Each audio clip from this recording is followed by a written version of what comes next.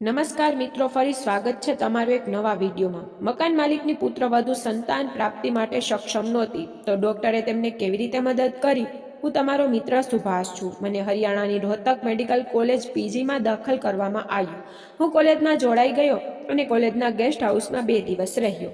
પછી ત્યાંના સ્ટાફની મદદથી મેં અડધો બંગલો ખરીદી લીધો, જેમાં 2 રૂમ, 1 રસોડું અને બાથરૂમ હતું। બાજુમાં કાકી અને કાકા ભાડાના મકાનમાં રહેતા હતા। તેઓ વૃદ્ધ હતા। બંને સરકારી શિક્ષકની નોકરીમાંથી નિવૃત્ત થયા હતા। તેમને સારું પેન્શન મળતું હતું। તેને એક દીકરો છે। તે દિલ્હીમાં એક ખાનગી કંપનીમાં નાની પોસ્ટ પર કામ કરે છે। તે પરિણીત છે। તેના લગ્નને 3 વર્ષ થઈ ગયા છે। તેને કોઈ સંતાન નથી। તેની પત્ની તેની સાથે રહે છે। બંને દર રવિવારે આવે છે। આંટી આ બધું મને કહ્યું હતું। એક દિવસ હું હોસ્પિટલેથી પાછો આવ્યો તો મેં જોયું કે આંટીનો દીકરો તેની વહુ સાથે આવેલો હતો। આંટીએ મને ચા માટે બોલાવ્યો। મેં જોયું કે છોકરો લગભગ 26 કે 27 વર્ષનો દુબળો પતરો હતો। મને જોઈને તેણે હેલો કહ્યું। હું ખુરશી પર બેઠો એટલામાં તેની પત્ની સાડી અને બુરકો પહેરીને પ્રેમથી ચા લઈને આવી, કારણ કે તેના સસરા પણ ત્યાં બેઠા હતા, તેથી તેણે ઘૂંઘટ પહેર્યો હતો। આ તો ગામડાની એક પરંપરા છે। કાકા ખબર નહીં શું વિચારતા હતા અને ચાનું કપ લઈને બીજા રૂમમાં ગયા। તેણે કહ્યું, વહુ સંગીતા, હું બહાર વરાંડામાં જાઉં છું, તમે લોકો બેસીને વાતો કરો। પુત્રવધુ બહાર આવીને સાસુ પાસે બેસીને ચા પીવા લાગી। તે ખૂબ જ સુંદર હતી। તે 22 કે 23 વર્ષની આસપાસ હશે। સંગીતા સારી બ્લાઉઝમાં અદ્ભુત દેખાતી હતી। આંટીએ કહ્યું, સુભાષ સાહેબ, અમારા રમેશના લગ્નને લગભગ 3 વર્ષથી વધુ સમય થઈ ગયો છે। અમને કોઈ સારા સમાચાર મળ્યા નથી। અમે ઘણી સારવાર કરી પણ કોઈ ફાયદો થયો નથી। મેં પૂછ્યું કે શું ટ્રીટમેન્ટ કરી છે? રમણજી, શું તમે તમારા રિપોર્ટ કરાવ્યા છે? તેણે કહ્યું, ના। મેં પૂછ્યું, શું તમે સંગીતાજીનો ટેસ્ટ કરાવ્યો હતો? મેં પહેલા બંનેના ટેસ્ટ કરાવો। કાલે હોસ્પિટલમાં આવો, હું ટેસ્ટ લખીને લેબમાં કરાવીશ। રમણે કહ્યું, મારે રજા નથી। સંગીતાને હું રજા આપું છું, તું આ પહેલાં કરી લે। આગલી વખતે હું રજા લઈને ત્યારે કરાવી લઈશ। મેં કહ્યું, ઠીક છે। આંટીજી આવતીકાલે સવારે 10 વાગ્યે સંગીતાજીને 14 નંબરના રૂમમાં લઈ આવ્યા। પછી હું મારા રૂમમાં ગયો। મારા બેડરૂમનો દરવાજો બીજા રૂમના દરવાજામાં ખુલતો હતો, જે બીજી બાજુથી બંધ હતો।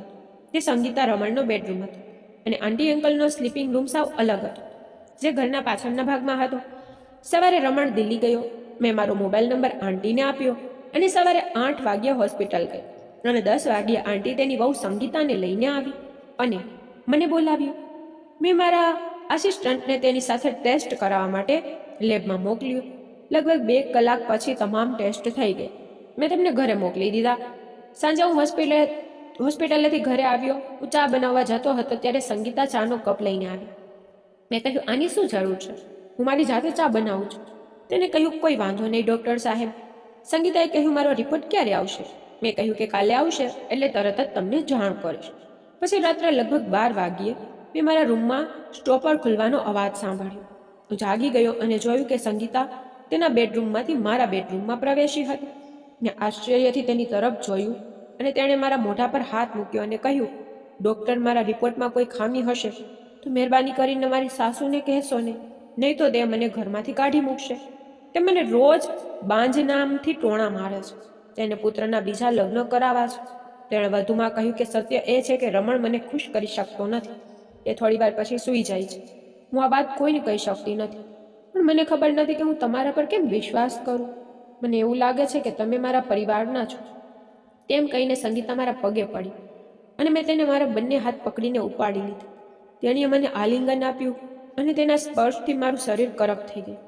તે રોજ સાંજે ચા લાવતી। અંકલ આંટીને મારા પર કોઈ શંકા ન હતી। એક દિવસ રમણ રોહતક આવ્યો અને કહ્યું, ડૉક્ટર સાહેબ, કૃપા કરીને મારો ટેસ્ટ કરો। મેં કહ્યું, ઠીક છે, કાલે સવારે હોસ્પિટલ આવજો। બીજા દિવસે તે હોસ્પિટલ આવ્યો। મેં તેનો ટેસ્ટ કરાવ્યો। રિપોર્ટમાં તો સમય લાગે છે, તેથી મેં તેને ઘરે મોકલી દીધો। જ્યારે રિપોર્ટ આવશે પછી હું તરત જ તમને દવા આપીશ।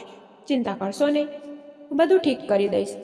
રમણ સાંજે પરત દિલ્હી જવાનો હતો। હવે તેને તેની પત્નીને સાથે લઈ જવાની વાત કરી। આંટીએ મને પૂછ્યું તો મેં કહ્યું કે સંગીતાનો રિપોર્ટ આવ્યો નથી। રિપોર્ટ આવ્યા પછી ટ્રીટમેન્ટ ચાલુ કરવી પડશે।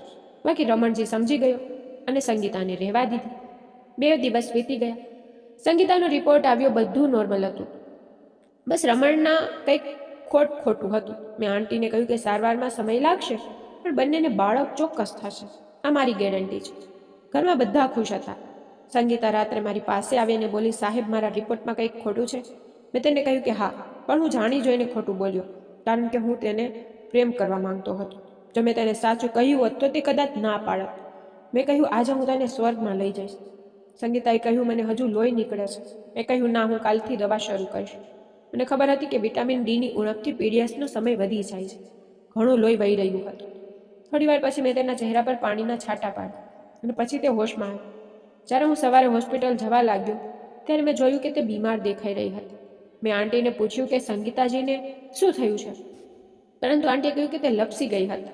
મને મોજ આવી ગઈ હતી. મેં કહ્યું, હું દવા આપીશ. પછી હું મારા રૂમમાંથી પેઇન કિલર અને એન્ટીબાયોટિકની ગોળીઓ લાવ્યો અને કહ્યું કે એક ડોઝ લઈ લેજે. સાંજે જ્યારે હું પાછો આવ્યો ત્યારે બધું સારું હતું. પછી રમણ રોહતક આવ્યો અને મને પૂછ્યું કે ડૉક્ટર, મારા રિપોર્ટમાં શું જોવા મળ્યું? મેં રમણને કહ્યું કે થોડીક તકલીફ છે, હું સારવાર શરૂ કરીશ, તું ઠીક થઈ જશે. થોડો સમય લાગશે પણ તું પિતા બનીશ. બસ હું તને જે દવા આપું તમે તેને લેવાનું શરૂ કરો. મેં તેને ગોળીઓ આપી. સાંજે લ્યો, સંગીતાજીથી 3 થી 4 દિવસ દૂર રહો, સતત દવા લેતા રહો. મને ખબર હતી કે રમણમાં ઉણપ છે, તે બાળકને જન્મ નહીં આપી શકે, પરંતુ આ ગોળીઓ તેની ઉણપ દૂર કરશે અને આનાથી તે મારી સારવારમાં વિશ્વાસ કરશે. 2 દિવસ આમ જ વીતી ગયા. સંગીતાએ પણ માસિક સ્રાવ પૂરો કર્યો. તેણે ઈશારો કર્યો કે તે આજે રાત્રે મારી પાસે આવવાની છે. તે મને સવારે ચા આપવા આવી હતી. પછી તેણીએ કહ્યું કે હું આજે રાત્રે આવીશ. આંટી અંકલને મારા વિશે કોઈને શંકા ન હતી. તેઓ મને યોગ્ય અને મદદરૂપ લાગ્યા. હું હોસ્પિટલ ગયો. સાંજે પાછા આવતા હું દવાખાનેથી ફુગાનું પેકેટ લઈ આવ્યો. જમ્યા પછી રાત્રે ટીવી જોતા સૂઈ ગયો. હું રાત્રે 12 વાગ્યે દરવાજો ખોલવાનો અવાજ સંભળાયો. તેને હું જાગી ગઈ અને જોયું કે સંગીતાએ આજે કંઈક અદ્ભુત પહેર્યું છે. હું પાગલ થઈ ગયો હતો. તેણે કહ્યું કે ડૉક્ટર સાહેબ, સાચું કહો, હું ચોક્કસ મારો વિચાર બદલીશ. મેં કહ્યું, આ બધી વાતો છોડો. આજે તેણે જાણે સ્વર્ગમાંથી ઉતરીને આવી હોય તેવું લાગતું હતું. પછી તેણે એ જ કહ્યું, ડૉક્ટર સાહેબ, પહેલાં મારા પ્રશ્નોનો યોગ્ય જવાબ આપો. મેં તેને સ્પષ્ટ કહ્યું કે રમણ બાળક પેદા કરવા યોગ્ય નથી. હું તમને મારી સાથે ગેરંટી સાથે સંમત કરીશ, તમારા અને મારા સિવાય આ વિશે કોઈને ખબર નહીં પડે. તેણે કહ્યું કે ડૉક્ટર સાહેબ, મારે બાળક જોઈએ છે. અગાઉ શું થયું તે તમે સમજી શકો છો. ત્યાં દર્દ સહન ન કરી શકી. તેની આંખોમાં આંસુ આવી ગયા. સંગીતા બેહોશ થઈ ગઈ. તેની ગરદન ફરી લટકતી જોઈને હું થોડીવાર માટે ડરી ગયો અને માથા પર પાણીની બોટલ છાંટી અને થોડીવાર પછી તે હોશમાં આવી. તે પીડાથી આમ કરી રહી હતી. મેં કહ્યું, થોડીવાર સહન કર, સારું થઈ જશે. ત્યાં સુધીમાં તેને થોડી રાહત થઈ ગઈ. મેં ધીમેથી કહ્યું, સંગીતા, અવાજ ના કર અને આંટી જાગી જશે. તેણે કહ્યું, મને પીડા થાય છે. મેં કહ્યું, બસ થોડા સમયની વાત છે. પછી તે થોડી ખુશ થઈ ગઈ અને ઉઠવા લાગી. તેથી હું તેને ઉચકી શક્યો નહીં. તે ઢંગાઈ ગઈ અને પલંગ પર પડી. મેં તેને પકડી અને તેને કપડાથી સાફ કરી, પરંતુ તે ચાલી ન શકી.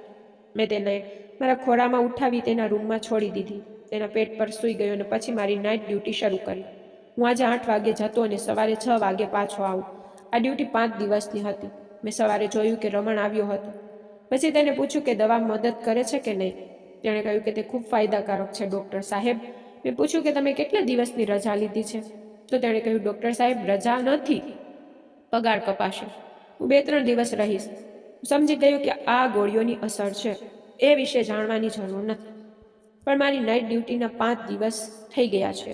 રમણ પણ 6થા દિવસે હોસ્પિટલ જવાની તૈયારીમાં હતો. ત્યારે સંગીતા ચા લઈને આવી અને કહ્યું કે હું રોજની જેમ સાંજે હોસ્પિટલમાંથી આવીશ. જમ્યા બાદ રાત્રે 12 વાગ્યે સંગીતા મારા રૂમમાં પ્રવેશી. ટીવી જોતા જ સૂઈ ગઈ. તે આજે મારા પલંગ પર બેઠી. તેણે એક અદ્ભુત કામ કર્યું. એક દિવસ તેને ઉલટી થવા લાગી. તેના સાસુએ કહ્યું, ડૉક્ટર સાહેબ, સંગીતાને ઉલટી થાય છે. મેં સાસુ અને વહુને હોસ્પિટલમાં બોલાવ્યા. ગર્ભાવસ્થા પરીક્ષણે પુષ્ટિ કરી કે તે ગર્ભવતી છે, પરંતુ તેનો સમયગાળો પણ સમાપ્ત થયો ન હતો. આંટીના ઘરમાં ખુશીની લહેર દોડી ગઈ. પછી મેં તેની સારવાર બંધ કરી દીધી. 9 મહિના પછી તેને એક પુત્ર થયો. રમણ, સંગીતા, આંટી અને કાકા બધા ખુશ હતા. એક દિવસ આંટીએ કહ્યું, ડૉક્ટર સાહેબ, તમારો ઉપકાર અમે જીવનભર ભૂલશું નહીં. બસ એક વધુ ઉપકાર કરો. મારા ગામમાં મારા ભત્રીજાની વહુના લગ્નને 5 વર્ષ થઈ ગઈ અને તેને સંતાન નથી. તેની સાથે પણ સારવાર કરો. તેથી મેં તેને કહ્યું કે તેમને અહીંયા બોલાવો. મિત્રો, બીજો ભાગ આવતીકાલે મૂકવામાં આવશે. અને મિત્રો, તમને આ કહાની કેવી લાગી અમને કોમેન્ટ કરીને જણાવજો. અને જો તમે અમારી ચેનલ પર નવા છો તો અમારી ચેનલને સબસ્ક્રાઈબ કરો અને બેલ આઇકોન દબાવો, જેથી કરીને આવનારી તમામ વિડીયો તમને જોવા મળે. વિડીયો પૂરો જોવા બદલ ધન્યવાદ મિત્રો. ફરી મળશું એક નવી વાર્તામાં. ત્યાં સુધી આવજો.